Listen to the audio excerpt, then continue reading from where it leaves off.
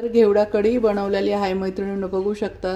चवीला खूपच भन्नाट लागते. आपल्या रेग्युलर कढीपेक्षा ही कढी खूपच छान लागते. तुम्ही पण एकदा नक्की बनवून बघा, खूपच सुंदर लागते. चला तर मग आपण आता याची पूर्ण रेसिपी बघूया वेळ न वाया घालवता. हा घेवडा घेतला आहे. याला फरसबी पण म्हणतात आणि श्रावणी घेवडा पण म्हणतात. आणि अशा पद्धतीने त्याचे मी तुकडे सर्व करून घेतलेले आहे. आता कढईमध्ये गरम पाणी ठेवायचं आणि त्यात एक लिंबाची फोड टाकायची. चला तर पाहूया. इथे मी पाण्यामध्ये बघू शकता लिंबू टाकलेला आहे. असं पाण्यामध्ये लिंबू टाकून घ्यायचा आहे आणि त्यानंतर घेवडा टाकून घ्यायचा आहे. आता हा 2 मिनिटं फक्त उकळून घ्यायचा आहे याच्यामध्ये, अशी एक लिंबाची फोड टाकून. आता हे आपण उकळून घेऊया. तोपर्यंत आता घेवडा उकळतोय तोपर्यंत आपण मसाला तयार करून घेतो. हे मिक्सरच्या भांड्यात मी हिरव्या मिरच्या घेतलेल्या आहे.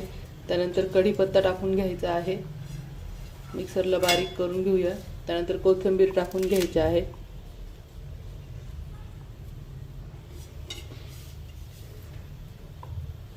आता हे मिक्सरच्या भांड्याला बारीक वाटून घेऊया. दही घेतलं आहे. दह्यामध्ये आपण आता थोडंसं बेसन पीठ टाकून घेऊया. बेसन पीठ चांगलं दह्यात कालवून घ्यायचं आहे. दही घट्टच घ्यायचं आहे आणि पीठ हे खूप पण नाही टाकायचं, थोडंसं अगदी कढीच्या अंदाजाने टाकायचं. पण ही कढी थोडी पातळ करायची आहे.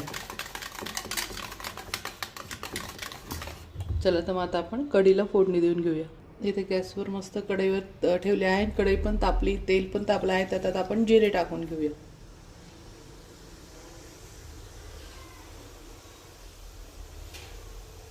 त्यानंतर कांदा टाकून घ्यायचा आहे.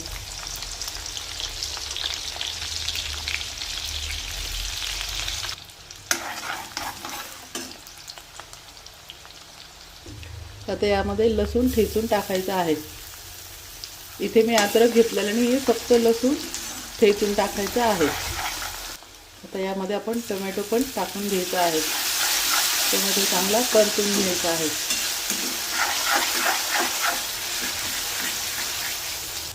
इथे आपण आता चवीनुसार मीठ टाकून घ्यायचं आहे. कढीला जेवढं लागणार तेवढं, म्हणजे टोमॅटो चांगला लवकर सॉफ्ट होईल याच्यामध्ये. आता यामध्ये आपण लसूण नाही, हिरवी मिरची, कढीपत्ता आणि कोथिंबीर मिक्सरला जे बारीक वाटण करून घेतलं आहे बिना पाण्याचं, ते यात टाकून हे पण छान परतून घ्यायचं आहे.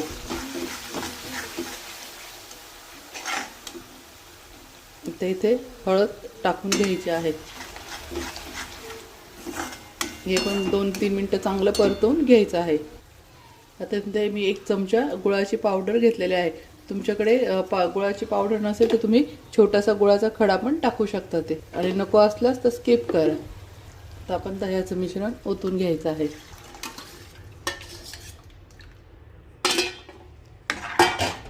त्यानंतर हा जो घेवडा आहे आपण बॉईल करून ठेवलेला, तो पण यात टाकून घेऊया.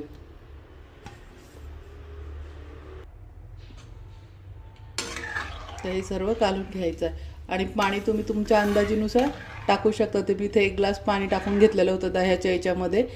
तर तुम्हाला जेवढी कढी पाहिजे तुम्ही तेवढं करू शकता. ते पाण्याचा अंदाज तुम्ही तुमच्यानुसार घ्या, तुम्हाला किती कढी पाहिजे. तरी पण ही कढी 3-4 जणांना आरामशीर पुरते. मस्त आता याची उकळ काढून घेऊया.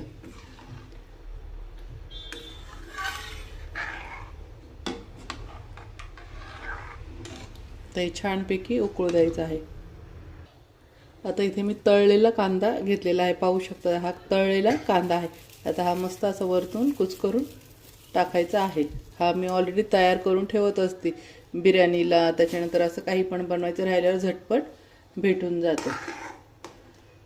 आपण आधी कच्चा कांदा पण टाकलेला आहे याच्यामध्ये चिरून बारीक, आणि हा तळलेला कांदा असा वरतून टाकायचा आहे. याच्याने चव खूप छान येते. दाताखाली जेव्हा येतो तेव्हा मस्त लागतं.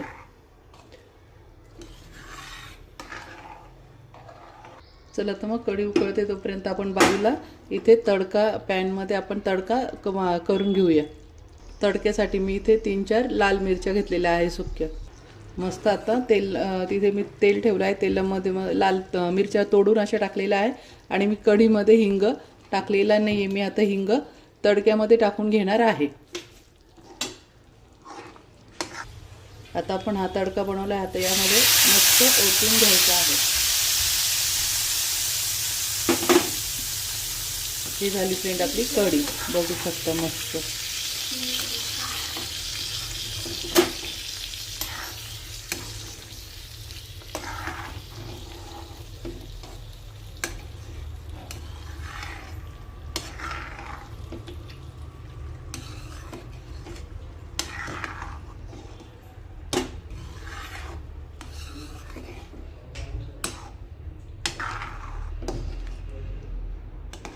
मस्त फ्रेंड, बघू शकता आपली झाली आहे घेवडा कढी. किती सुंदर दिसायला आहे आणि खायला तर अप्रतिम आहे, एकदमच चमचमीत आहे.